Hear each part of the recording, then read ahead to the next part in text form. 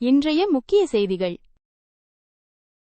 59 ஆண்டுகால வரலாற்றை மாற்றி முதலமைச்சர் விஜயின் தமிழக அமைச்சரவையில் காங்கிரஸ் கட்சி இன்று வரலாற்று சிறப்புமிக்க வகையில் இணையவுள்ளது. இது மாநிலத்தில் ஒரு மாபெரும் அரசியல் மாற்றத்தை குறிக்கிறது. Ending a 59-year streak, the Congress party will historically join Chief Minister Vijay's Tamil Nadu cabinet today, marking a massive political shift in the state. ஆளுநர் மாளிகையில் நடைபெறவுள்ள பதவியேற்பு விழாவிற்கு முன்னதாக முதலமைச்சர் விஜய் தனது அமைச்சரவை விரிவாக்கத்தை இறுதி செய்து வருகிறார். முன்னதாக ஆதரவளித்த போதிலும் அதிமுக அதிருப்தி சட்டமன்ற உறுப்பினர்களுக்கு அமைச்சர் பதவிகள் ஒதுக்கப்படவில்லை. Chief Minister Vijay is finalizing his cabinet expansion ahead of the Lok Bhavan swearing-in. Despite their prior backing, rebel AIADMK MLAs were excluded from ministerial portfolios. கூட்டணிகளை அதிகம் சார்ந்திருப்பதை தவிர்க்குமாறு திமுக தொண்டர்களை அக்கட்சியின் தலைவர் கனிமொழி எச்சரித்துள்ளார். எதிர்கால தேர்தல்களுக்காக மாநிலம் முழுவதும் கட்சியின் தனித்த அடிமட்ட கட்டமைப்பை வலுப்படுத்துவதில் அவர் அதிக கவனம் செலுத்த வலியுறுத்தினார். DMK leader Kanimoji warned cadres to stop over-relying on alliances. She emphasized heavily strengthening the party's independent grassroots presence across the state for future elections. தமிழகத்தின் 10ஆம் வகுப்பு பொதுத் தேர்வு முடிவுகள் வெளியாகியுள்ளன. இதில் ஒட்டுமொத்த தேர்ச்சி விகிதம் 94.31 விழுக்காடு ஆக பதிவாகியுள்ளது. மாணவர்களை 92.15 விழுக்காடு விட மாணவிகளை 96.47 விழுக்காடு மீண்டும் அதிக தேர்ச்சி பெற்றுள்ளனர். Tamil Nadu released Class 10 board results, recording a 94.31% overall pass rate. Girls outperformed boys again, achieving a 96.47% pass rate, compared to 92.15% for boys. தமிழகத்தின் 10ஆம் வகுப்பு தேர்வுகளில் 97.57 விழுக்காடு தேர்ச்சி விகிதத்துடன் புதுக்கோட்டை முதலிடத்தை பிடித்துள்ளது.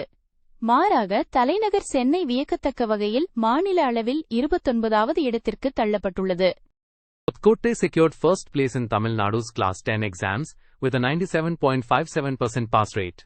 Conversely, the capital Chennai registered a surprisingly low finish at the 29th position statewide.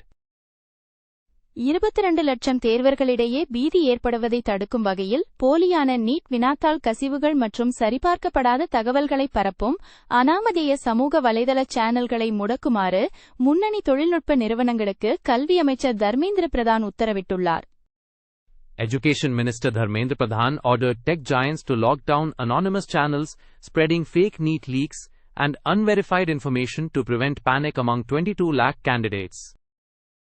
June 21 அன்று நடைபெறவுள்ள மறுதேர்வு வழக்கம் போல பேனா மற்றும் தாள் பென் அண்ட் பேப்பர் முறையிலேயே நடைபெறும் என NTA உறுதிப்படுத்தியுள்ளது. தேர்வர்கள் கூடுதல் கட்டணமின்றி தங்கள் தேர்வு மைய நகரத்தை மாற்றிக்கொள்ளலாம். மேலும் முந்தைய தேர்வு கட்டணத்தை திரும்பப் பெறவும் தகுதியுடையவர்கள். The NTA confirmed the June 21 re-exam will remain pen and paper. Candidates can change their exam city without extra fees and are eligible for prior fee refunds. ரோமில் நடந்த சந்திப்பில் பிரதமர் மோடி மற்றும் இத்தாலிய பிரதமர் மெலோனி ஆகியோர் இரு நாடுகளுக்கு இடையிலான உறவை சிறப்பு மூலோபாய கூட்டாண்மையாக தரம் உயர்த்தியுள்ளனர். செயற்கை நுண்ணறிவு வர்த்தகம், விண்வெளி மற்றும் முக்கிய கனிமங்கள் தொடர்பான புரிந்துணர்வு ஒப்பந்தங்களில் அவர்கள் கையெழுத்திட்டனர்.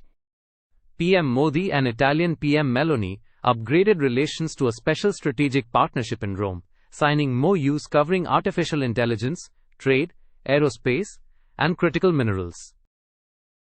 சியோலில் இருதரப்பு பேச்சுவார்த்தை நடத்திய பாதுகாப்புத்துறை அமைச்சர் ராஜ்நாத் சிங், ராணுவ பரிமாற்றங்கள், சைபர் பாதுகாப்பு மற்றும் பாதுகாப்பு தளவாட கூட்டு உற்பத்தி ஆகியவற்றை விரிவுபடுத்துவதற்காக தென் கொரியாவுடன் பல புரிந்துணர்வு ஒப்பந்தங்களில் கையெழுத்திட்டார். Defense Minister Rajnath Singh held bilateral talks in Seoul, signing multiple MOUs with South Korea to expand military exchanges, cybersecurity, and defense industrial co-production.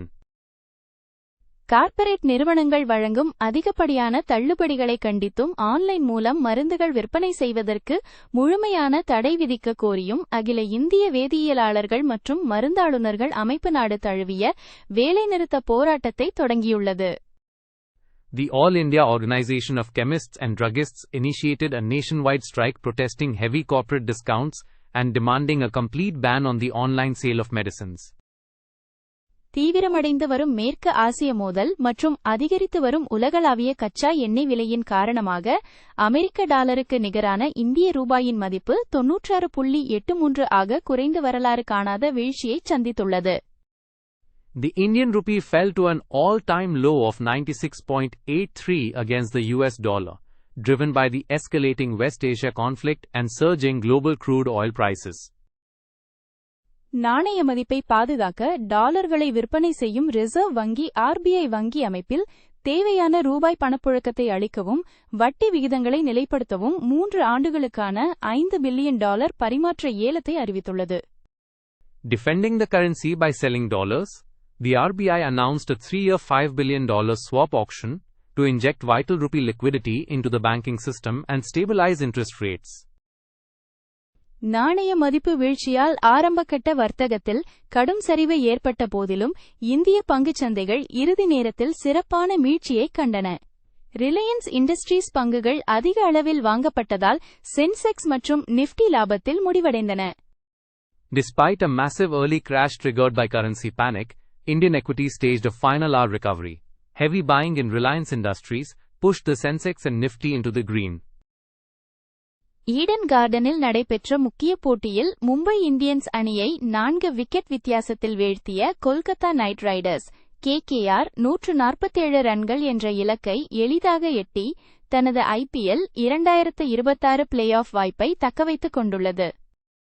The Kolkata Knight Riders kept their IPL 2026 playoff hopes alive, with a crucial 4-wicket victory over the Mumbai Indians at Eden Gardens, chasing 147 runs comfortably.